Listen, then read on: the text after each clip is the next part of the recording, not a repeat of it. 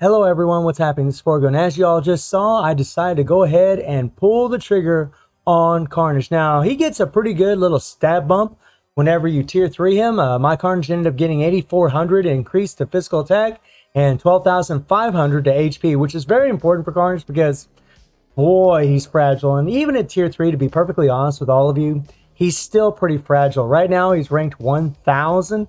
He could be a little bit tankier, but I can't level up the uniform because I don't have any bios for this guy, and I'm not going to buy a bio sub to get any bios for him. So that's kind of an unfortunate thing. I'd be able to get some extra HP, which would really help, maybe some extra dodge. That would really help his survivability because he absolutely needs it. I think a rage would be absolutely awesome in this guy because of the buffs that he has, and also, well, just because of the damage. We all know rage is king, blah, blah, blah.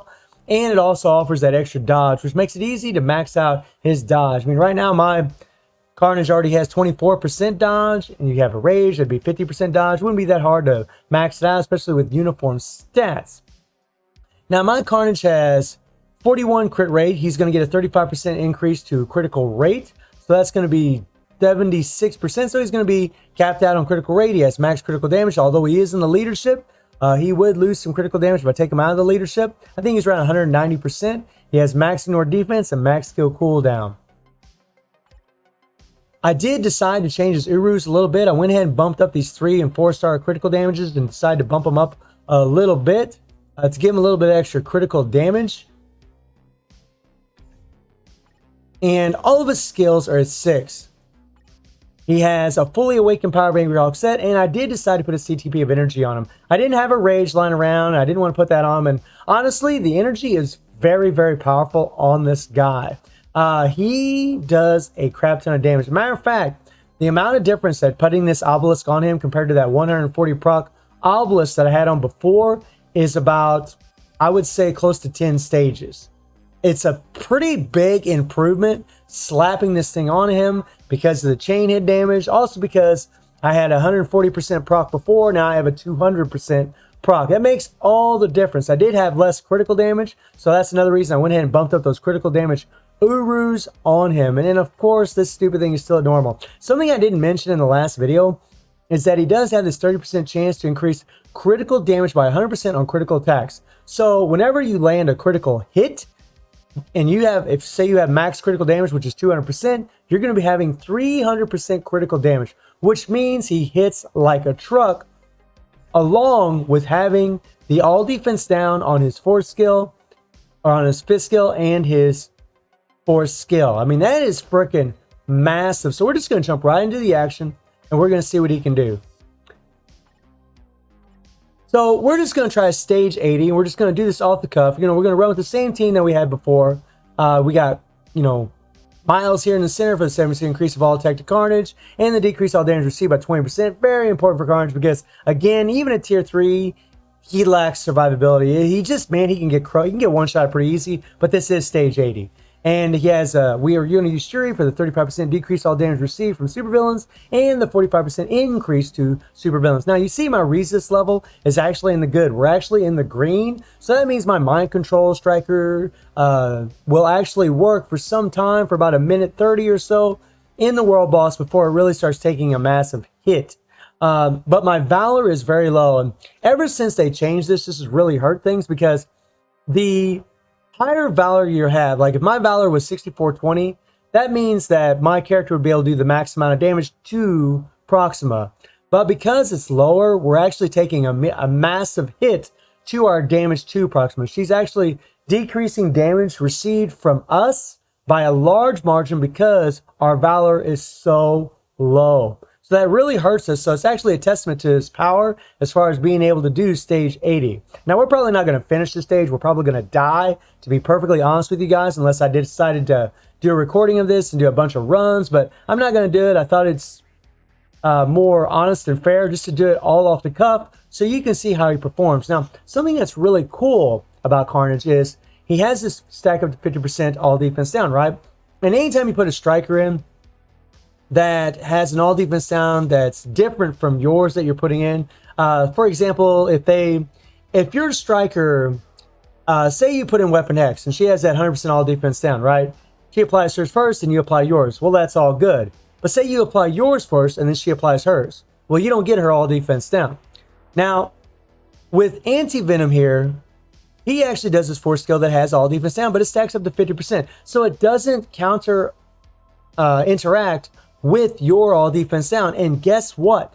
The same with Scarlet. Scarlet is very important because she has 10 seconds of mind control. That really helps your survivability. And a lot of the reason people don't use her anymore for a striker is because of her all defense down that she does on her force skill. This thing counteracts with, you know, all defense downs from other characters. So if you're using a character that doesn't have all defense down, then she's a good striker. If you're using a character that does have all defense down and say their all defense down is at 60% or 70%, well, then you don't want to use Scarlet. If they're below and you know, if they're like 30% and she has that 50%, then maybe you want to use her because she'd apply hers first. Maybe. Sometimes she does, sometimes she doesn't.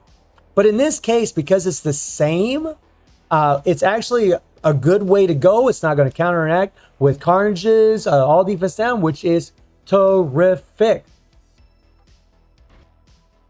Now, it can be pretty tricky trying to time all this crap. I can tell you guys that the tier 3 does do good damage, but a lot of times you'll find that Proxima kind of jumps away from you when you do the tier 3, so you can't cancel it. And that's the thing. You're going to do the most damage when you can cancel the tier 3 into the 5th skill. So hopefully I can pull that off for you here. There we go. And we're going to do the 3-5. Get the attack buff from the 3, then hit the 5th skill. We're going to go into our 4th skill. We want to try to avoid the... Here we go. And you see... Okay, now our proc hit, we're going to wait. We're going to hit our attack buff. Then we're going to hit the tier 3. It's going to fly up in the air. And then we're going to hit our 5th skill. And look at that damage. Look at that. Look at that damage. Freaking insane power, right? Insane power. I mean, this dude has got some strength. And we're going to hit this. We're going to hit the tier 3. It's going to fly up in the air. Shoot down the blood. Hit the 5th skill. And if you don't have that mind control, guys, you are in a world of hurt. Now, my proc's probably going to trigger early. We got snared. All right, here we go. Look over here. Now, right now, guys, we are well on pace to do stage 80. Okay, now I'm going to hit the 4th skill. Tier 3. 5th skill. Here we go. I mean, look at that power. Look at that power. Woof. Now, if she jumps away from you when you do that 5th skill, it can be canceled, and that sucks. Tier 3. 5th skill. Look at this. Look at this. Woof, woof, woof, woof. Look at that power. But the thing is, keeping him alive is the thing that's a real challenge. And she just... Okay, so we got our invincibility. That's good. We're going to do the 4th skill. We're going to do the 4th skill. Tier 3. Shoot down the blood. Hit the 5th skill. Okay. It came late, and we died because we got caught in the purple. But you can see that his damage is through the roof. You know, 2 minutes past stage 80, and my Valor is very low, and we still got down to the 7th bar. That's just me coming in here. Now, if I practice this, did it over and over, yeah, I could get it done. But I'm telling you guys right now, having someone like Scarlet in there as a striker is going to make a big, big difference in your survivability. If I just saw that purple and just canceled, you know, switched my character, I'd been all right. But I just wanted to show you all how strong he is. That is some insane freaking damage. That's insane. Stage 80 with this low of Valor compared to what I should have, that is insane. Now let me show you something else. So we'll go down to stage 50. I mentioned in the last video that I felt like he had one-shot potential. Stage 50, we want to make sure we have no cut time. Okay, so we'll take these guys out, and we'll just put in a one-shot team, which is Taskmaster and Captain America. When these two are together, when you hit the co-op skill, Captain America will do his 4th skill. He'll apply his all defense down with Weapon Hex, and you'll get the 100% all defense down. So here we go. You want to make sure you have Doctor Strange for the time freeze. so you can bypass the second phase as long as there's no cut time here. So let's try this. And by the way, guys, I actually was able to do a one-shot with 140% proc. It was a tier 3, but I did it with 140% proc. I mean, now, obviously, we got the CTP of energy. But here we go. We're going to hit the 3, the co-op, and then the 5. And, yeah. 6 seconds, guys. Poof. I mean, poof. Friggin' dead, right? Friggin' dead. And see, for me, guys, you know, personally, this is amazing because you all know that I'm all about one-shots. I'm all about these one-shots. I do them all the time. I like to get through the world boss, do a bunch of one-shots, and then I can fort around with whatever world boss and have a little fun doing whatever else. If I want to play null, if I want to do whatever. So let's try stage 60. There's no cut time. I mean, Carnage has a tremendous amount of power, but he's not really a character that I'd want to use for a good, you know, 3-4 minute run. His survivability is lacking, but that's, you know, that's just my opinion. Here we go.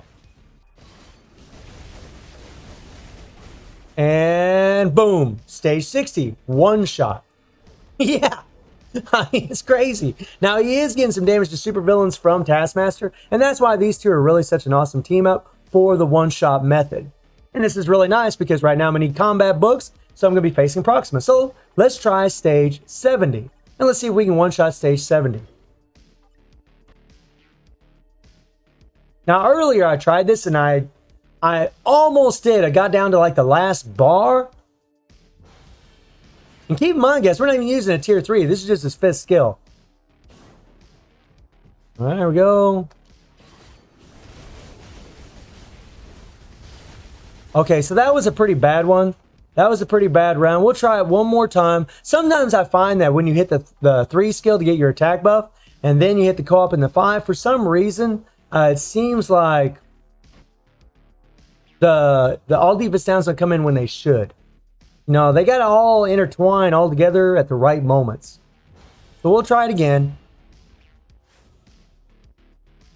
Here we go.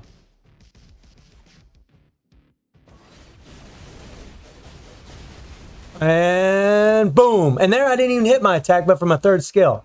And we still did a one-shot to stage 70. Stage 70. One shot, guys. Stage 70. That is freaking bonkers. That is freaking bonkers. Crazy, crazy power. Now, against, you know, Cole and Ebony, he's not going to do very well, obviously, because he's a physical attacking character. He can definitely put in work against Corvus, and Quicksilver he's going to be really good for because he is a combat type, and he's going to have the type advantage. You know, Quicksilver, I'm only at stage 41. I just don't fight these mutants because, well, the rewards aren't good enough. Kind of like Null, the rewards just aren't good enough. So I just keep fighting these bosses because the rewards are better. You can get Odin's blessings. You're going to get BAM.